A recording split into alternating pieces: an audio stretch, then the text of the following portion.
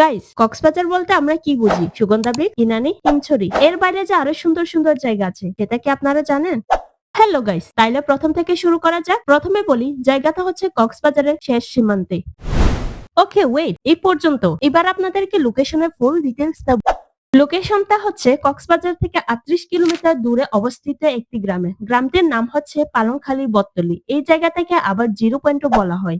জায়গাটাতে আসা মাত্র আপনাদের চোখে পড়বে পালংখালী বিউপি উখিয়া ব্যাটালিয়নের সাইনবোর্ড। এরপর আপনাদের সামনে পড়বে এই সুন্দর দৃশ্যটা। চলে এলাম সামনে, ভেতরে ঢুকে দেখি বিশাল একটা মাঠ। সেই মাঠে সবাই খেলাধুলা করতেছে। ও, আপনাদেরকে তো একটা কথা শেয়ার করা হয়নি। আজকেও আমাদের সাথে রয়েছে পূজন দাদা এবং পাখিদি।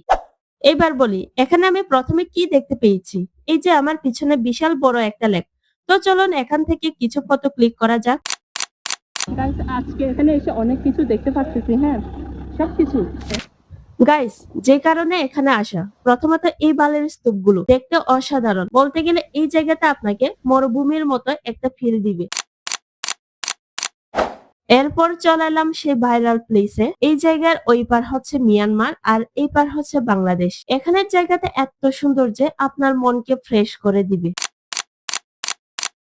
আজকে ভিডিওতে এই পর্যন্ত। এরকম ভিডিও যদি আপনারা আরো দেখতে চান তাহলে অবশ্যই কমেন্টে জানিয়ে দিবেন। আর যদি আমার ভিডিওটা ভালো লেগে থাকে তাহলে অবশ্যই আমার পেজটা ফলো দিয়ে চ্যানেলটা সাবস্ক্রাইব করে দিবেন।